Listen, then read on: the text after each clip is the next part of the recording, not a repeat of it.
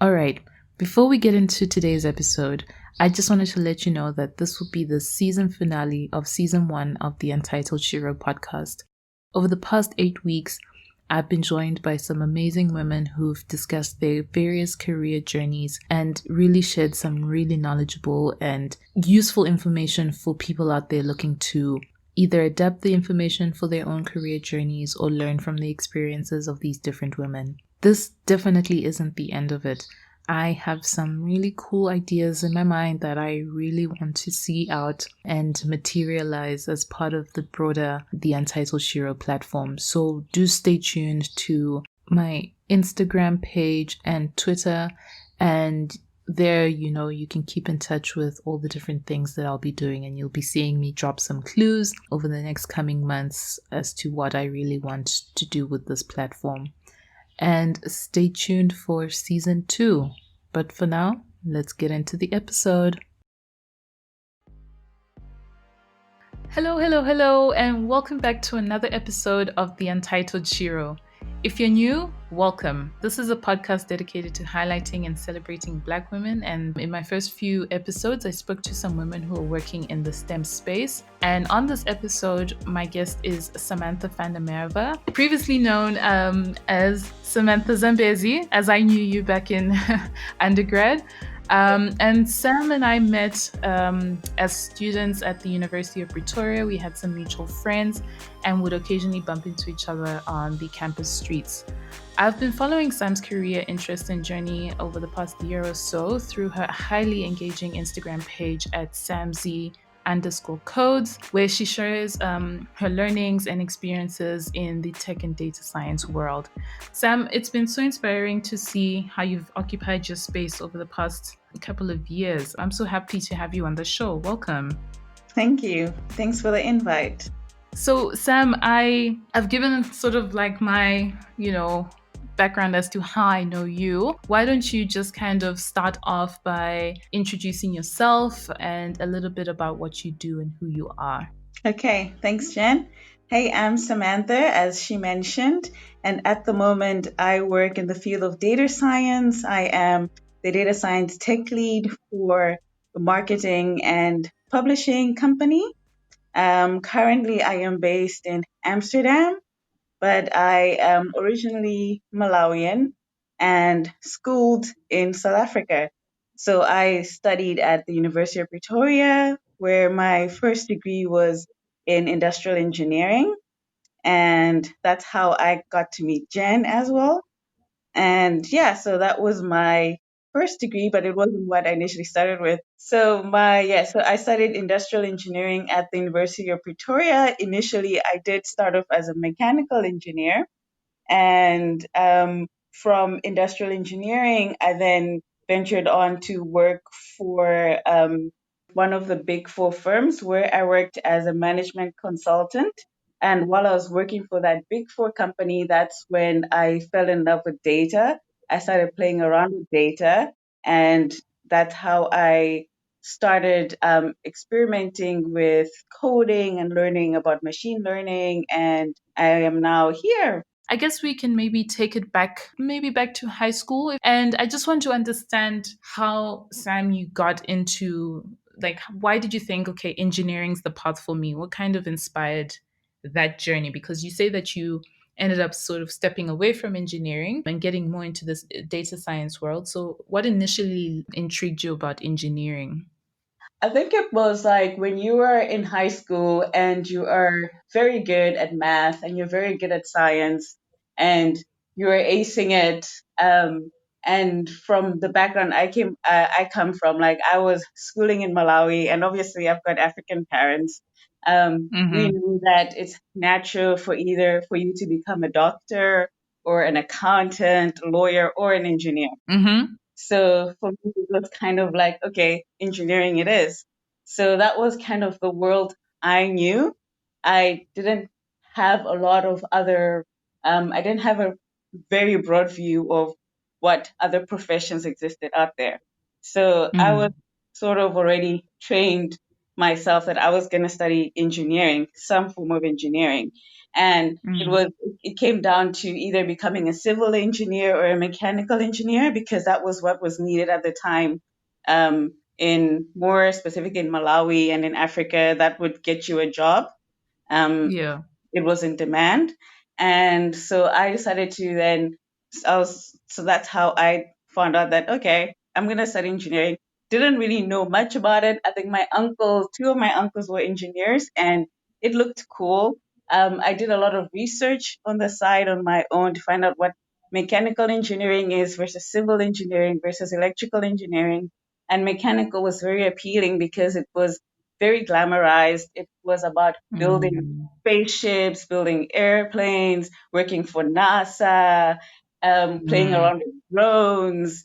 And that sparked my interest. It was actually me and two friends of mine in high school, other female friends, who also said, okay, mechanical it is for the three of us. And Right.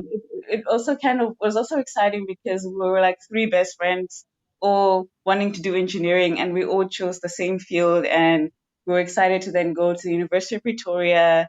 And of course, in high school, if you're getting like, we're all good at math and science, and you're almost sure that you are going to get in because you're meeting the requirements. So yeah, so it was more about, so that's kind of sparked how I decided to study mechanical engineering. Not very intuitive, but I think it's a lot of people would probably share the same notion. Yes. Yes. The two most common themes are because I have African parents, I was, kind of the career path was, as you said, doctor, engineer, lawyer. That's the standard career path. And then also just having a very glamorized view or a naive view of what actually engineering is about. Yeah, Yeah. So how long were you in mechanical engineering for? I was there for 2.5 years. So what made me make the switch was because we had to start doing vacation work early on um, in your during your studies. So I did my vacation work for a company where I was working in a plant where it was a processing firm. And when I Mm. was there, I got more exposure to people working in the field. I got exposure to mechanical engineers. I got exposure to civil engineers. I got exposure to other departments, other divisions as well. And I asked the questions that I wish I could have asked when I was in high school, but I had no one Mm. to actually really, I didn't have enough context of that world until I was a little bit more mature. And so when I got in and I was doing a lot of work there and my vacation work, it's kind of like I wasn't having fun. Um, I wasn't Mm. really enjoying it. And I thought maybe it's the wrong department, the wrong division. And then when I went back to school, I started talking to my other friends about it, about how was their vacation work. I started speaking more to my lecturers to say, okay, I wanted to be this type of mechanical engineer. What does it take to actually get there, and what's the journey? And it kind of felt like that whole picture of working for NASA and building airlines was like a very distant thing for me. Mm. And it was also that I wasn't already enjoying the process, the learning process of becoming a mechanical engineer as well. And I wasn't enjoying the training process of being a mechanical engineer. So I had to kind of say, is it really worth the investment? Is it really worth, if I'm already not, that spark is not coming in me right now, or but I just have a vision of being this person working for this big firm, but I'm not enjoying the journey and the journey that I need to take to get there. It's not going to be worth it. I am doing this because I just want to say, hey, look at me, I did it, you know? But I wasn't doing it because I generally had a passion for being a mechanical engineer. So that was one of the biggest contributing factors. It's just me not enjoying the journey, Right. and enjoying the process. It was, yeah, more that than it was about being in a male-dominated field. Mm. Yeah, more that contributed to it because you can say now I still work in a predominantly male field, with its challenges. So that's more of the journey of not enjoying the process at all. So I switched to industrial engineering, and industrial engineering was a bit more diverse. It offered the promise of that you can work in management consulting, you can work in education, you can solve such diverse problems. You could go into software engineering if you wanted to, Mm, and it had more females as well. So the environment itself was already more inviting for me. It was like I had when you just feel a little bit of an attraction to a certain field as well because you see more people like you as well. And right. it's when I went into it, you can really sense it had a different vibe. Um, and it was more inviting, more comfortable. You're enjoying the journey. So I guess you could say that with mechanical, the journey was also a bit lonely. And with Mm, industrial, it just felt a little bit more natural. And the career perspectives were still very strong there. It was still a very good degree, a very strong degree, a degree that could still open up opportunities for me. Being a foreigner in South Africa, and you know what comes with that as well. Like yeah. it's a big challenge. It's a challenging market.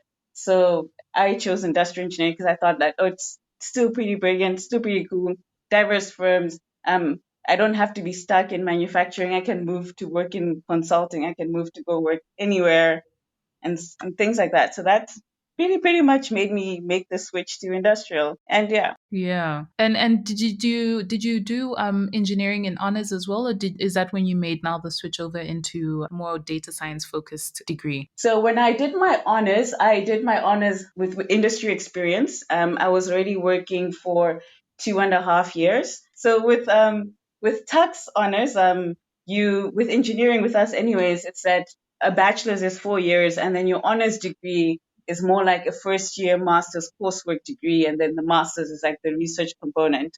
So they Mm-hmm. work in a very strange way. So I was able to get some work experience before I did my honors. So when I did my honors, I already had experience that I already had that knowledge that I wanted to work in analytics and I wanted to work in data because I had that exposure whilst I was working. And I decided to focus on taking modules that were very analytical based. So I took modules like operations research, simulation modeling. I focused a lot on that. And one something interesting really happened in my honors, which was we had a project to do on visualizations and on data, and I just like learned how to use this BI to go Tableau by myself, and I did a visualization presentation for one of the courses I did, which was supply chain analytics, and the lecturer loved it so much. He decided like to showcase it to the whole class, saying this was such a brilliant visualization. This was very cool. It's such a nice way to look at data. Then I was like, I think I have a knack for this. I think I should do that. And I love it. Yeah. Yeah, so that was kind of like the moment where I realized that I really, really had a natural knack for data. For Mm, me, deciding what career path that I wanted to take and deciding what's going to take me far, it also had to be something that I felt came natural to me, yeah. and I was enjoying at the same time. So that's kind of sparked it and say, okay, I'm gonna start learning more about data. I'm gonna start becoming more serious about this. And I started teaching myself a lot of tools, teaching myself R programming and applying that to my honors projects. And Mm. that's how I got my first experience with R programming and data science. And I graduated with my honors with distinction. And when I finished with my honors, that's when I started speaking to get into a master's. Decided to get into a master's in data and speaking to my people within the universities who were already working on projects dealing with big data and machine learning. And yeah. As I said, I found your sort of career journey one that's really interesting, and shared your Instagram page with my sister, and she's really inspired by some of the stuff that you do as well. It's really interesting to kind of hear people's career paths in that sense, and something that she said also, which is something similar to what I'm hearing you say, is that for you it was kind of an understanding of what you enjoy and what you're good at. You realize that you're good at, or you had a knack for data science, and kind of ran with that instead of just kind of saying, well, I'm in the world of engineering, I'm going to stick to that, which is quite important, Yeah. to go fearless into a new world. Yeah, it was, and I think like being part, yes, the word of engineering is I think it's sold as something else when you're in high school. Like it's really Yes. sold. You what how you imagine it is very different from from the reality of it. Yes, absolutely. I completely agree. Sam, so I want to know, did you have any mentors along the way when you were trying to make the decision to shift over into data science, or was it just you doing your research and figuring it out by yourself? So when I started my first career, I was very lucky. I had a very good mentor. He was a mining engineer. He was also working for in management consulting. And he was in love with analytics and he was in love with data as well. So I was fortunate that he became my mentor.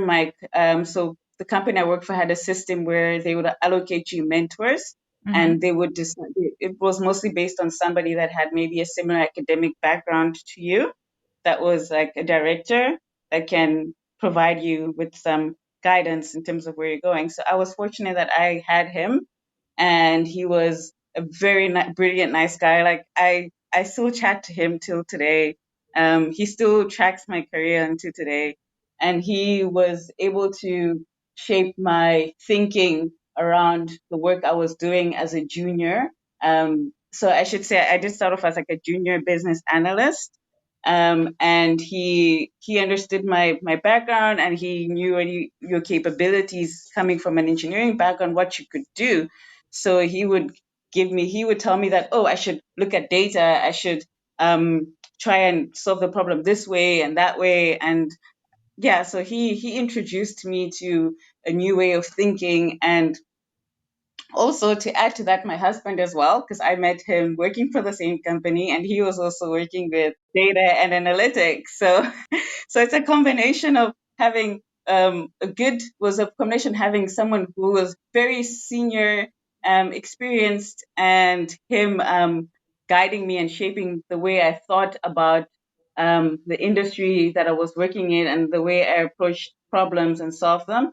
And also meeting my husband who was working for the same company, who was like a little bit um, more senior than me, but he was working as as the main supply chain analytics person, and he was like the data guru for the company.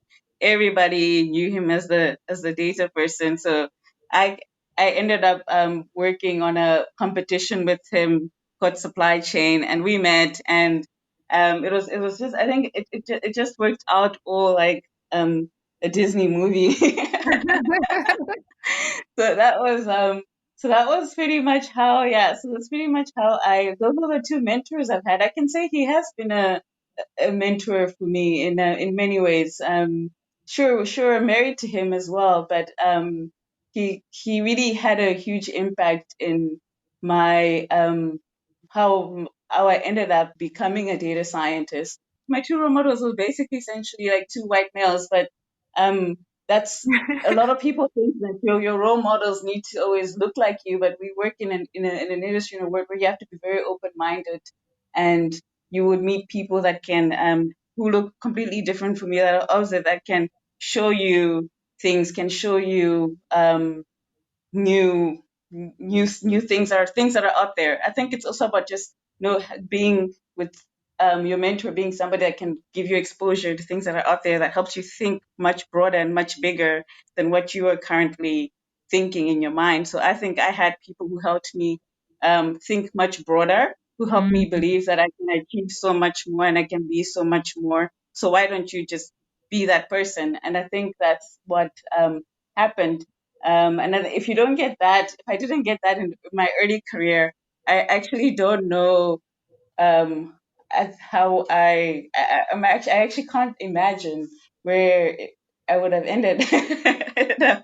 Yeah, with passion, you always find yourself where you're meant to be. Definitely. Yeah. So, Sam, I want to talk, or rather, let you talk about your Instagram page and kind of what you do and what your mission is with the Instagram page. So, speak a little bit about your platform. Okay, so I started my Instagram page about, I'd say more than a year ago, like last year, February. So I initially started off blogging before I opened my page. I started off with a website where I was writing about data science and writing about complex techniques and models. And for me, that was just a way to learn more. So I work in a field where you have to constantly be learning. Tech is always changing and Mm, it's a very competitive field as well. So it was a way to start myself, to get myself out there as well.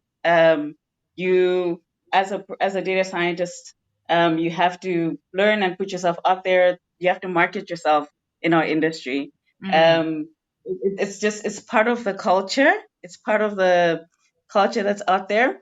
And what happened is, even when I put myself out there, even when I started writing my blog, I think it evolved into becoming something else. When I started tweeting and blogging, I got then a lot of women, or a lot of people coming to me saying, oh, they are so inspired by my blog and they are happy to meet other women in tech. mm, And it then evolved into something more than just blogging about methods. It became more than just me trying to advocate for myself as a specialist in the field, but also trying to motivate other females to come into the field. And I was still very new in my career. As I progressed in my career and I became more senior, so because I was starting, I should mention that because I was working when I was working as a business analyst and then became a data scientist. When I first got my first data science job, I didn't automatically go into a senior position. I kind of went into a mid data science position. So with that, I was just coding and building code, but I got promoted quite fast. I moved really quickly because of my business experience that I had before. And when I got to senior, it became a little bit, you start facing those challenges of being a woman, wanting your voice being heard. mm, Um, I started seeing more of those challenges then. So that's also kind of fueled me changing the direction of my blog and my page to start more about advocating for women and becoming more vocal about the struggles I've faced in my industry because and I think I started recognizing that I have actually faced quite a lot of, I have overcome quite a lot of obstacles. And I'm getting a lot of women and feedback from my blog of women who are scared to take on STEM, who are scared to come to this platform because they are afraid of these challenges that I've faced and I've overcome them. And I try to communicate to them and I try to also motivate and inspire to say, hey, you can do it too. I've done it. Um, and it's a lonely place up here when you're the only black female working in a tech space and trying to get your voice heard, trying to get your unique ideas taken up, trying to speak about AI and bias, and nobody is listening. People are mm. hearing, but they're really not. Yes, it's quite hard to have a large voice in your organization and make an impactful change. So with my Samsy codes, I feel like I am taking an initiative to make some form of change, some form of change, societal change. We have a long way to go when it comes to diversity and getting more women to come in to take, and more women don't want to come in this field because they face social isolation, imposter syndrome, all of these things that I have also had to battle and go through. So I like to talk about it, and I like to be as honest as I can on my platform about it. And Mm. it's shaped into becoming something that I didn't expect for it to really actually become. So it's Yeah. so, I went on trying to like just create like a space for myself to learn and to meet people and to engage with people. But it's really become much broader. Like now I've met so many different women across the world and we're collaborating and we're sharing stories. And at the same time, we're discussing ideas on how to become entrepreneurs, how to contribute to Black tech. They call it Black tech, Yes. which is like technology that's like built by Blacks, Africans, and how we can build that community and make it bigger. So for me, that has been the biggest benefit is just meeting all of these people and we're brainstorming and we're in collaborating, we are doing webinars, and we are taking kind of control of things, like it feels when you work for a corporate, you're not in control, you do as you're told. Um, Working here, it feels like I'm actually doing something that I've been wanting and had a passion to do. Like I'm creating a space for more Black people, more Black women, more Black tech, Yeah. more solutions in Africa, opportunities for solutions that we face in Africa and our continent to be voiced and heard. Um, so that's Samsy Codes, and I hope it becomes more of an entrepreneur thing in Mm, I hope it evolves more into that, more into the Black tech and space, and creating a platform or for representation for Black women as well. Like just creating much more visibility, and it's nice to have more women, women of color, African women, yes. write books, contribute to open source, like to take up these, like people like to say take up space, but now I'm more in the process of make your own space. 'Cause I'm like, make your own space. We start our own communities, we start our own webinars, we start our own podcasts, we make our own spaces. We shouldn't wait to get invited to like the biggest podcast run by this person so we can feel special. We can start doing that ourselves, and if we do that ourselves, we make the space more inclusive. So like you, Jen, like you're making your space very inclusive to so many people who would find it so, yeah, to make you're amplifying voices of like so many women's who are not represented much in the general media. Yes. And that's exactly the point. Yeah, I think it's becomes. I've been terrified. I remember my first IG lives, like when I had to really start engaging. I was like, oh, this thing is becoming real now. Like, Yeah. and and it's amazing how many more women you'll be able to connect with here that would help you just become better and take your platform and to the next level. Yeah. I've sustained mine because it doesn't feel like a drag, and I'm also in the process of wanting to write books. Take Hmm. mostly like on technology. Like you see, like I always like explain complex concepts or things in my blog. It's just my way of trying to figure out what book I must write or pull out sometime. Yes. I'd be so excited to see that. That would be such a cool thing to see. Sam, so just I know you've kind of touched on this matter of Black females in the tech industry and having, white males as your mentors through the process. But have there been any Black females you have been able to look up to, um, throughout your journey? To kind of be like, oh yeah, I kind of know this person made it.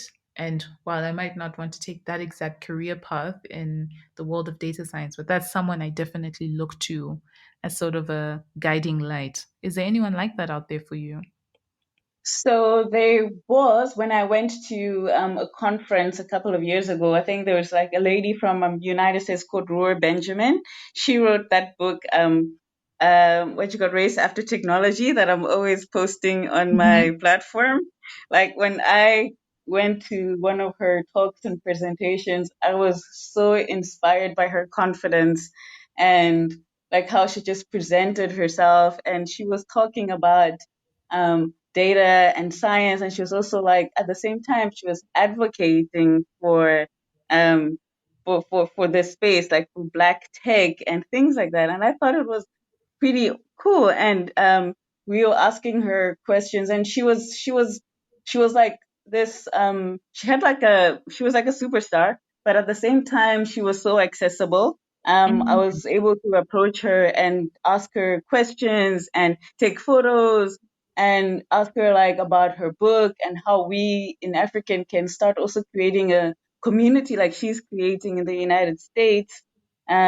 Like she was in her presentation she was talking about Black women that are creating like earrings made out of tech and all of these cool things, and I was like, hey, I was really I felt very inspired, and she's I think her energy and her confidence is something that um, I really thought that that really made me admire her, because I feel like even though I can be confident in my work, I can be confident in what I do, just being somebody with a presence, like when you enter the room and like you can sense somebody's presence, like that to me was like something that I really really really admired. And she was doing such great work, both community focused centric work, and at the same time very smart work. Like she's writing books, and she works in AI, and she's an advocate, and she's on Twitter, she's an activist.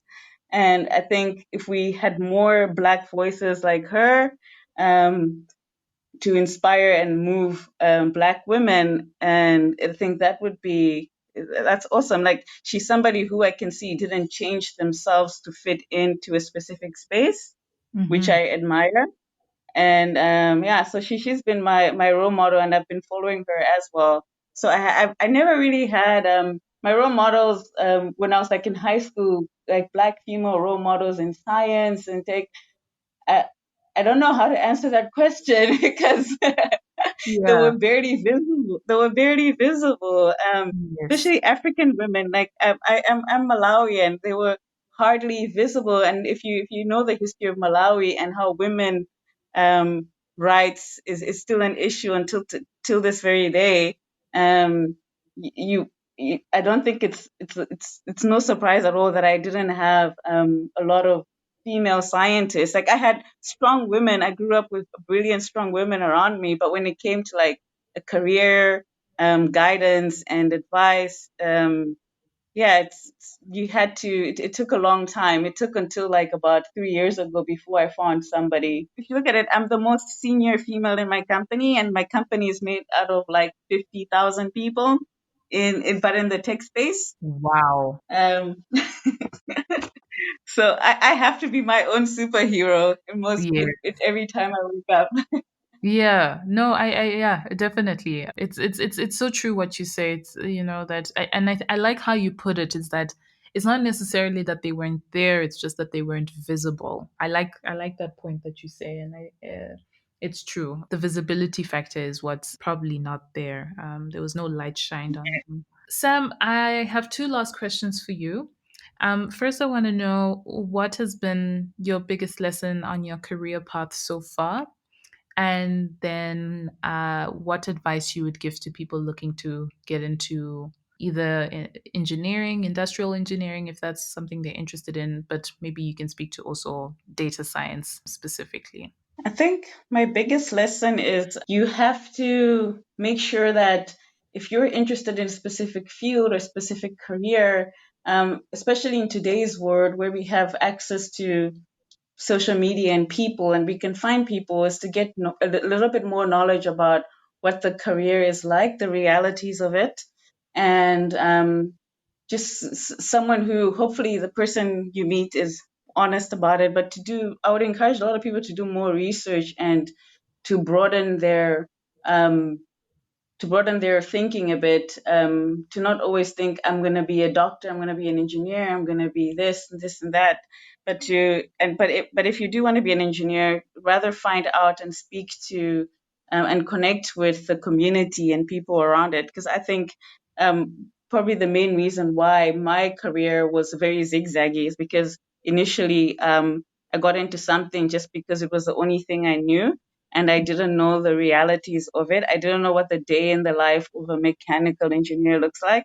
I didn't know what the full career path looks like. So I think that's something I would give someone, especially in high school. But if they wanna, is to just to find out what the career is about, like if you Yeah. can. I know it's not a privilege for everybody, but if you can and you do have access to be able to get information about your field and what you want to do, rather spend some time finding out, getting information about it.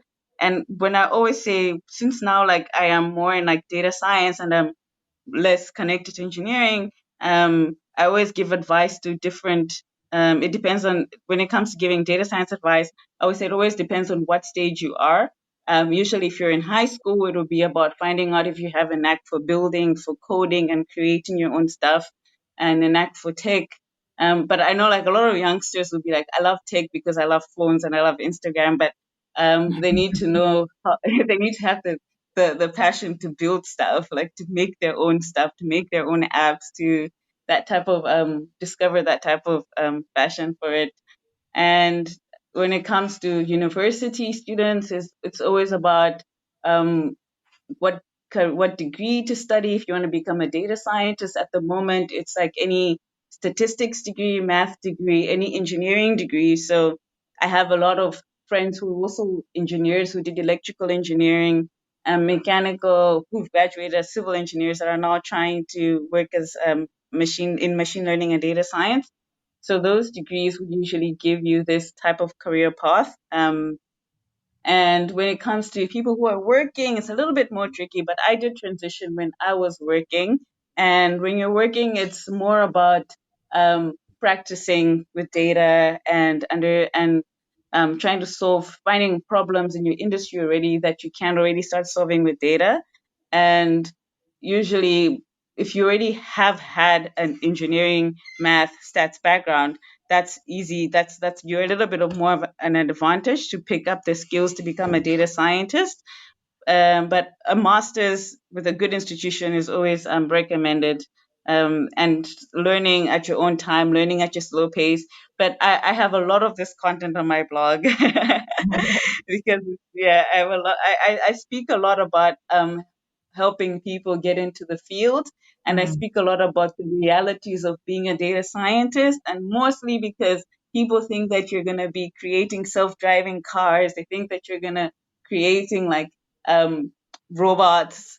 There's also like a glamorized picture of it, and I always sell the realities of it, of being a data scientist. Like it's not that glamorous. It's a great it's I think it was a great career path. It brings great opportunities, but it's really not as hyped out as it is. So if any, like I am there on my platform, available to people who want to learn data science but really want to understand what it's about. I provide that information. So I'm sure that that's the best advice I can give to people wanting to go into any field. Find somebody that can share with you.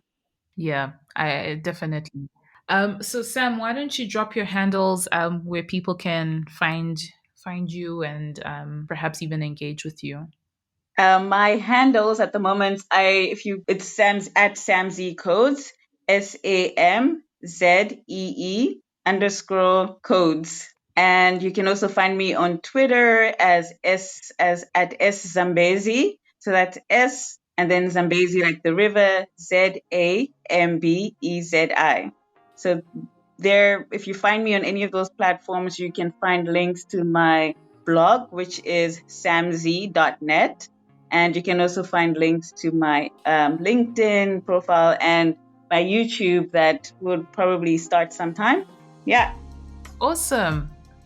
Sam, this has been such a pleasure. I'm so happy to have had you on the show. Thank you so much. No problem. I just love it when women take these types of initiatives. So it's great. I'm so excited to follow these stories that you're going to be sharing. And I'll probably also give you a few shout outs. All right. Thank you so much. Take care. Well, that's it for season 1 of the Untitled Shero podcast. If I can say so myself, it has been an amazing 8 weeks speaking to all the various guests that I've had on the show. I have personally learned quite a lot about these different women in my life, and I'm so excited to embark on a new season where I get to interview and speak to a whole new group of different women.